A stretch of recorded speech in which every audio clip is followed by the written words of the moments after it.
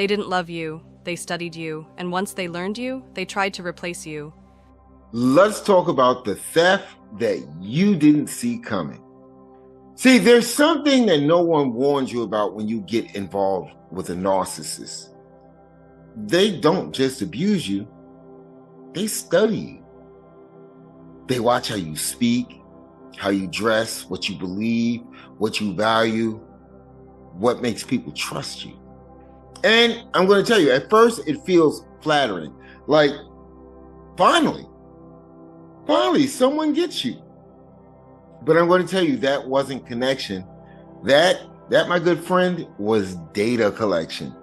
See, narcissists don't fall in love with you. They reverse engineer you. They mirror your humor, adopt your morals, repeat your language, steal your passions. And not because they admire you, but because they don't have a stable identity of their own. You weren't being seen, you were being downloaded. And this is why the mirroring actually hooked you.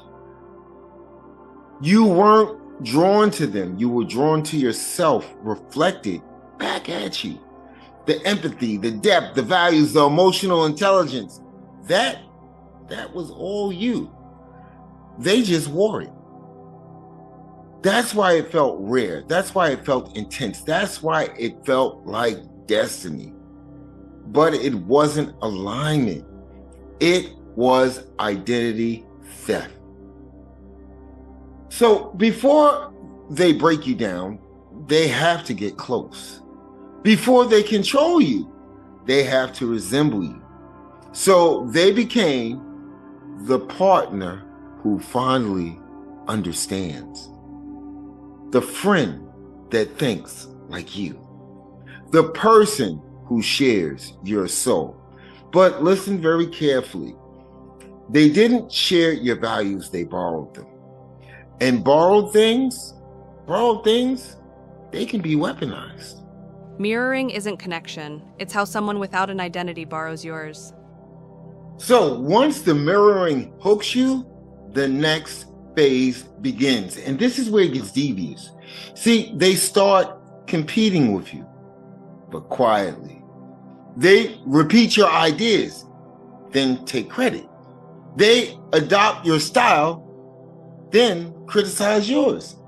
They echo your morals, then accuse you of lacking them. They use your language, then say you are the problem. This is not coincidence. This is replacement strategy. Here's the truth most people miss.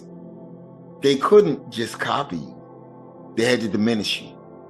Because as long as you remain confident, authentic, and self-directed, the comparison would expose them.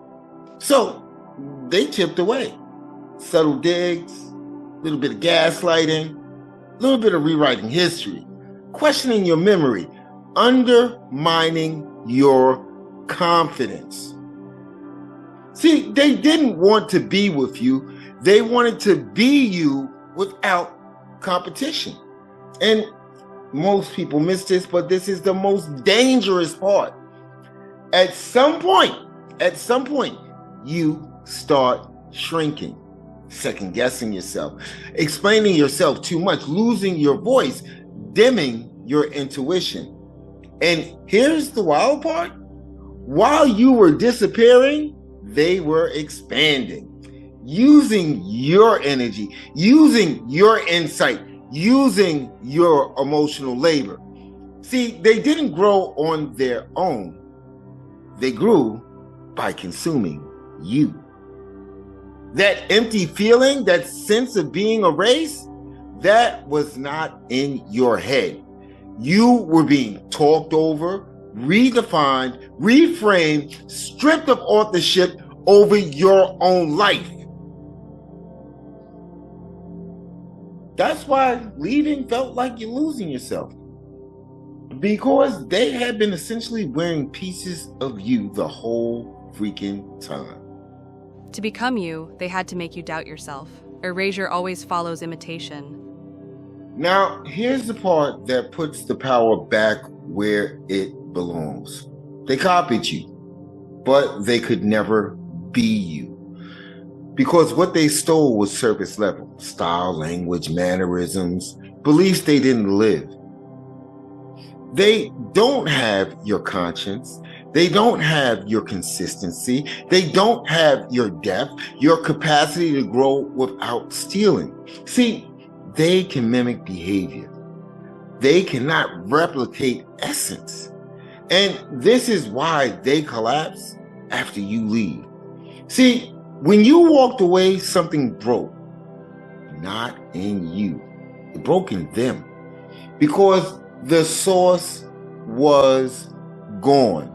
No more regulation, no more emotional fuel, no more identity mirror.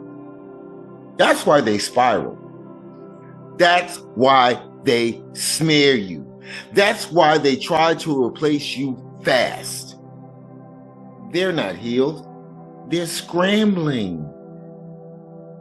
They are freaking scrambling, trying to put it all together. But you know what? Here's what happens next. And this part matters. You don't get yourself back by proving anything to them. You don't get yourself back by explaining your truth. You get yourself back by returning to yourself. Your voice, your instincts, your rhythm, your values, without compromise. See, they tried to erase you because you were original. You were uncopyable. And the moment you stop doubting that, the spell breaks. It dissolves. It no longer has any power. So yeah, they copied you. They used you. They tried to erase you. But in the end, they failed because identity rooted in truth cannot be stolen. It can only be borrowed. And borrowed power, borrowed power, it always runs out. See, you were never replaceable. You were the blueprint. Keep healing, stay powerful, and you already know the reason why I do everything that I do. Love you guys. They borrowed your light, but borrowed power runs out. You were never replaceable.